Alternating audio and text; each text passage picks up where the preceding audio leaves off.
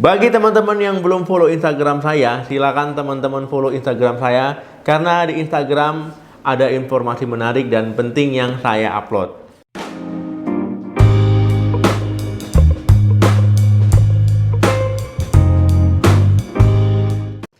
Halo, assalamualaikum warahmatullahi wabarakatuh. Teman-teman yang sudah melakukan vaksinasi, selamat. Ya, saya ucapkan selamat.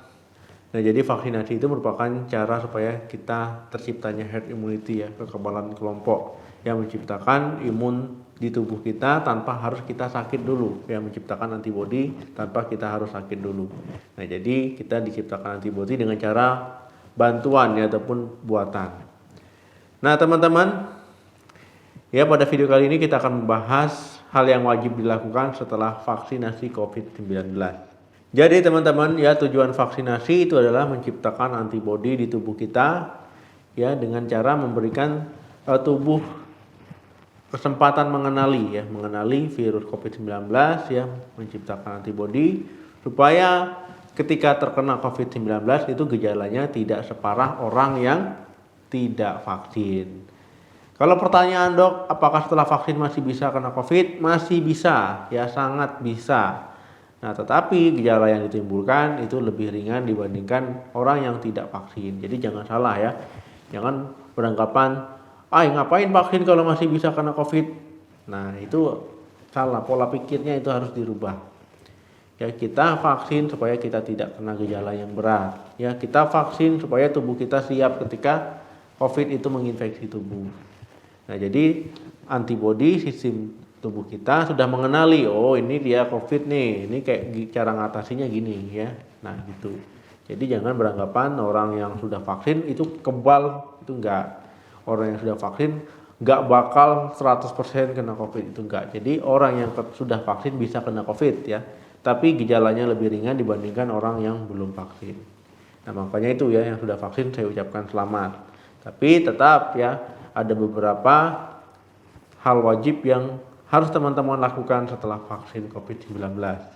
Yang pertama, perhatikan efek samping vaksin. Nah, jadi teman-teman, ya, vaksin apapun itu biasanya ada efek sampingnya, ya. Saat kita masih kecil dulu, ya, bayi, ya, itu kan anak-anak divaksin juga, ya, diimunisasi, divaksin, itu sama, tujuannya sama. Ya, bedanya itu vaksin COVID yang saat ini, ya, diberikan, ya, ketika sedang pandemi. Ya, waktu kita SD juga gitu, ya, kita pasti sempat divaksin, diimunisasi. Nah, itu biasanya menimbulkan keluhan demam setelah vaksin, kelelahan, rasa tidak enak badan, bisa menggigil, kemudian bisa sakit di lokasi tempat penyuntikan, bahkan bisa bengkak, ya, bisa meriang badan kita.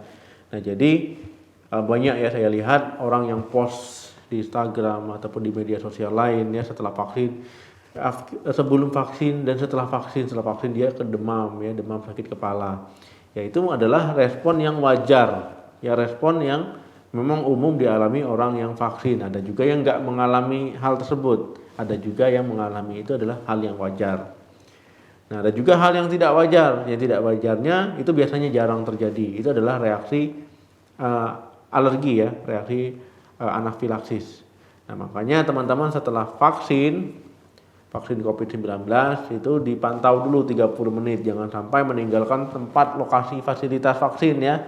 Nah, itu dipantau ada KIPI atau tidak, ada reaksi ataupun efek samping yang tidak diinginkan atau tidak. Nah, makanya, ya, teman-teman harus perhatikan. Kalau demam, kemudian sakit kepala, meriang, ya, lemas, ya, itu adalah efek yang wajar, ya, yang umum. Itu enggak apa-apa, itu normal. Yang kedua, redakan efek samping vaksin. Nah, jadi teman-teman, ya, teman-teman bisa melakukan tindakan untuk meredakannya. Misalkan sakit di area tempat suntikan, teman-teman bisa kompres pakai air dingin, ya. Demam menggunakan paracetamol. Nah, tetapi teman-teman sebaiknya, ya, dalam meredakan upaya efek samping vaksin, teman-teman konsultasikan dulu ke tenaga medis. Biasanya kan ada, kita menanyakan, kalau seandainya nanti timbul keluhan, harus menghubungi siapa? Biasanya diberikan nomor yang bisa dihubungi. Nah, itu kita berkonsultasi, kita telepon misalkan, ya, atau WA, ya. Nah, misalkan, Pak, Ibu, saya ini habis vaksin kemarin. kemarin siang, sekarang saya agak demam ini menggigil. Nah itu kan nanti diberikan obat pereda demam ya, paracetamol misalkan, ya ataupun nanti diberikan edukasi ya, untuk mengompres tempat lokasi sakit. Nah jadi seperti itu. Nah jadi penting teman-teman ya untuk mengenali gejala yang akan timbul setelah vaksinasi dan juga bagaimana cara untuk meredakannya. Yang perlu teman-teman ketahui ya ketika setelah vaksin mengalami demam, yaitu merupakan cara tubuh ya untuk melawan bakteri, virus ataupun penyebab infeksi ya. Nah jadi ketika habis vaksin itu demam ya berarti tubuh sedang meningkatkan kekebalannya ya, tubuh sedang meningkatkan imunitasnya ya, meningkatkan antibodinya. Nah jadi teman-teman jangan khawatir. Nah kemudian ketika habis vaksin demam ya kebutuhan cairan otomatis meningkat ya. Nah jadi jangan teman-teman demam saat habis vaksin tidak mengkonsumsi air putih cukup ya, tetap mengkonsumsi air putih sesuai dengan kebutuhan.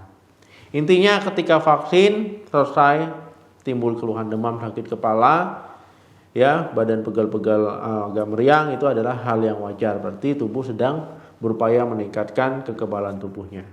Ya sama halnya ketika anak-anak vaksin ya, bayi vaksin ataupun imunisasi kan ada yang vaksin yang menyebabkan demam ya.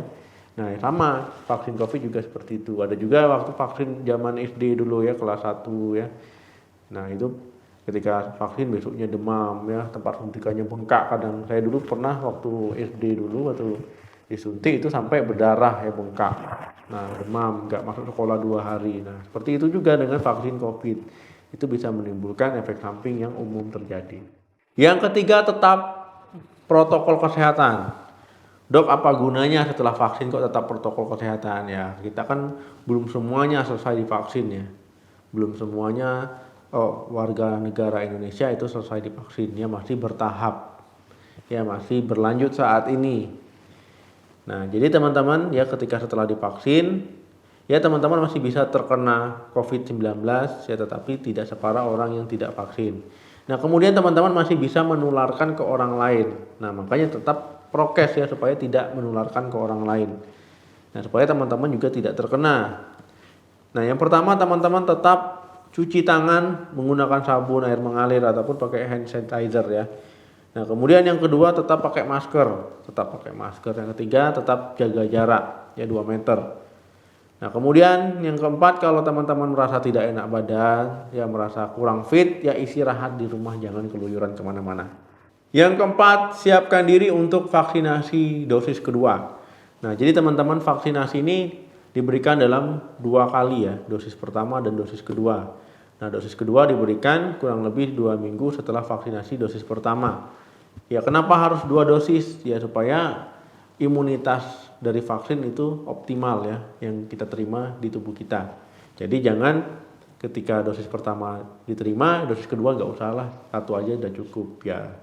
Kenapa diberikan 2 dosis? Itu ada tujuannya. Jadi tetap ya vaksinasi itu sampai selesai, sampai dengan 2 dosis. Nah jadi ketika teman-teman selesai vaksinasi dosis pertama, ya biasanya diberikan jadwal untuk vaksinasi dosis kedua. Jadi tanyakan ke tenaga medisnya.